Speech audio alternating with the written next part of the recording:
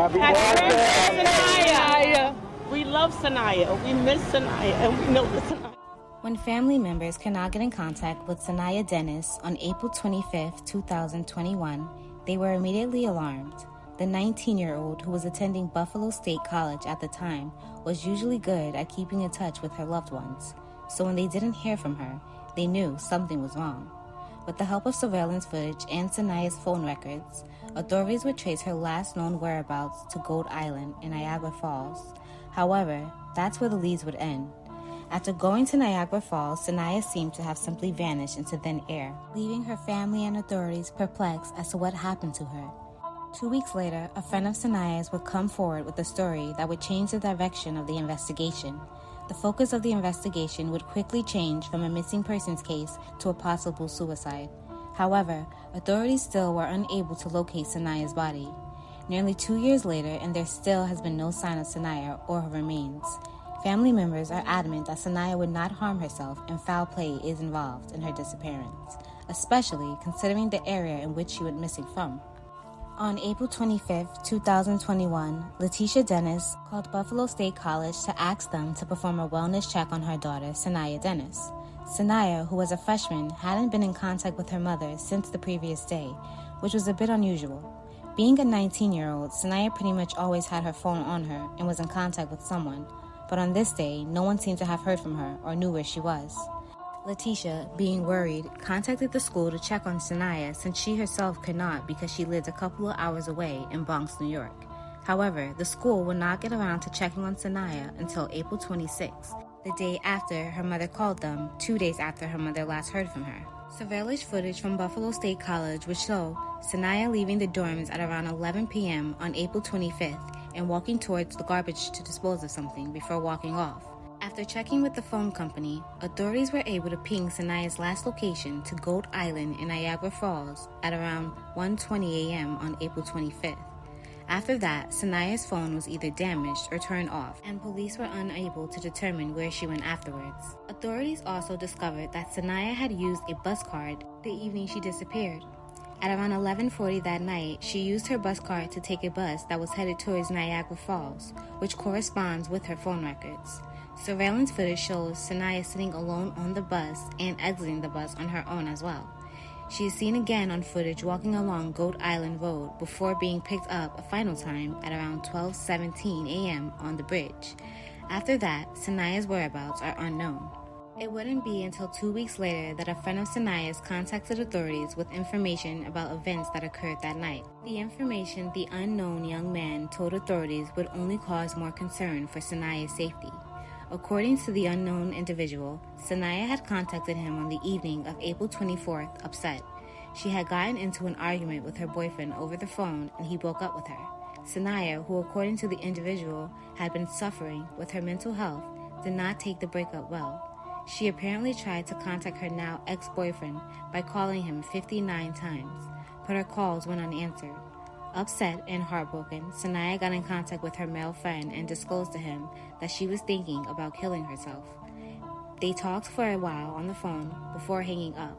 Phone records show that Saniyya then proceeded to call her mother. She informed her mother about the breakup and told her she was upset. After speaking with her mother, Saniyya allegedly got in contact with another male friend and again expressed the desire to end her own life.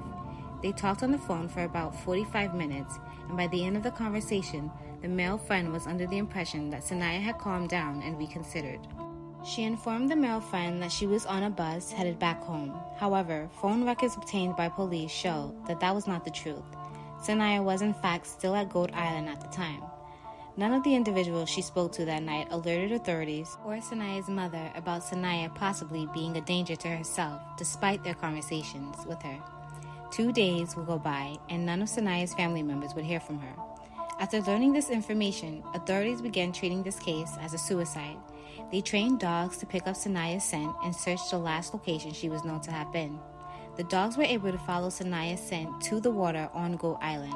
However, divers were not sent into the water to search for a possible body. After a less than thorough investigation, Erie County Attorney John Flynn released a statement stating that the evidence they found has led investigators to conclude that Saniyya had taken her own life by jumping off the bridge and into the water. Flynn also stated that unfortunately, due to the rocks below the area where Saniyya's scent was last picked up, her body may never be found. Saniyya's family were not happy with this conclusion. They are certain that something happened to Saniyya. The events leading to her disappearance just don't make sense to the family. For starters, the alleged boyfriend that broke up with Saniyya that night was not actually her boyfriend.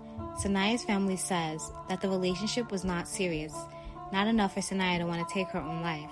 In addition, Saniyya's family is wary about the surveillance footage authorities say they have of Saniyya. According to the family, the surveillance footage is not clear and only shows a dark speck, which could be anything. The family were never shown any of the actual footage that was supposedly Saniyya. They were only shown photos. Media outlets were also denied access to the surveillance footage. The family are also skeptical of the male friend that Saniyya was in contact with the day of her disappearance. Why hadn't either of them got in contact with police when Saniyya expressed thoughts of suicide? And why did it take 2 weeks after she went missing for them to come forward with this story? The family also says that there is no evidence to prove that Saniyya was suicidal that night.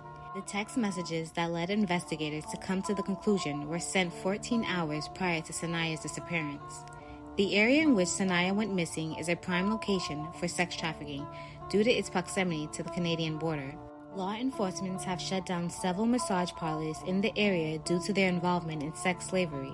In May of 2021, a month after Saniyya went missing, 19-year-old Cheyenne Coyley went missing in Western New York at the Elcott Center for Rehabilitation and Nursing in Buffalo, where she worked. She has yet to be located. Saniyya's family have contacted several businesses in the area in hopes of collecting surveillance footage from the night she went missing. But unfortunately, they were met with no responses. Until her body is located, her family is holding on to hope that she will be found and reunited with them. Saniyya Dennis is described as a black female weighing 125 pounds, approximately 5 foot 3 inches tall, with black hair and brown eyes. If you have any information regarding the disappearance of Saniyya Dennis, please contact the Buffalo Police Department. Stopped me and our family and said, condolences, my condolences to you. And we know it's coming from a good place, but the problem is she's still a missing person.